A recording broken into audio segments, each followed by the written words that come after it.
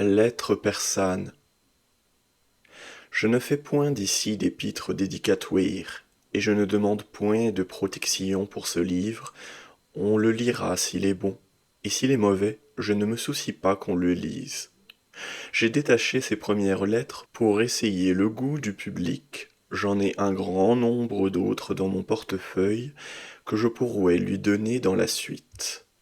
Mais c'est à condition que je ne serai pas connu, car si l'on vient à savoir mon nom, dès ce moment je me tais.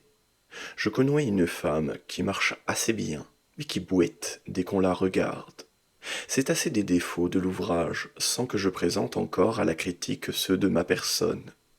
Si l'on savouait qui je suis, on dirait, son livre jure avec son caractère, il devrait employer son temps à quelque chose de mieux.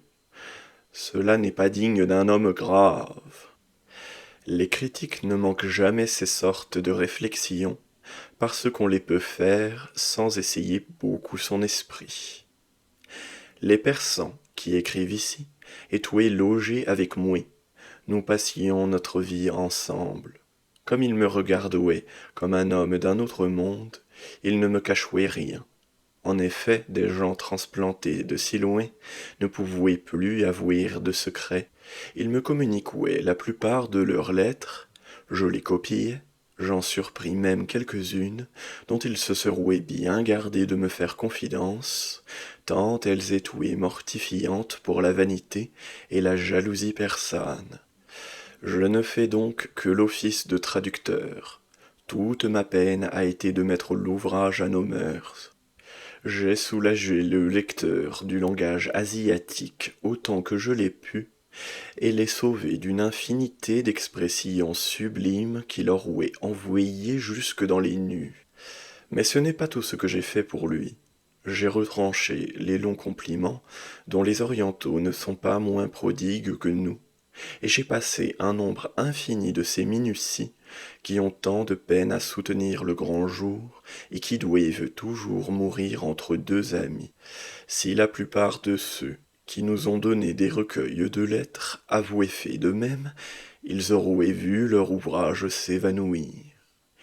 Il y a une chose qui m'a souvent étonné, c'est de voir ces persans quelquefois aussi instruits que moi-même des mœurs et des manières de la nation, jusqu'à en connaître les plus fines circonstances, et à remarquer des choses qui, je suis sûr, ont échappé à bien des Allemands qui ont voyagé en France.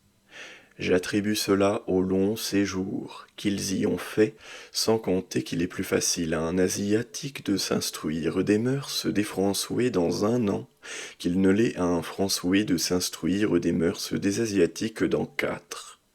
Parce que les uns se livrent autant que les autres se communiquent peu. L'usage a permis à tout traducteur, et même au plus barbare commentateur, d'orner la tête de sa version, ou de sa glose, du panégyrique de l'original, et d'en relever l'utilité, le mérite et l'excellence. Je ne l'ai point fait, et on en devinera facilement les raisons. Une des meilleures est que ce serait une chose très ennuyeuse, placée dans un lieu déjà très ennuyeux de lui-même, je veux dire une préface.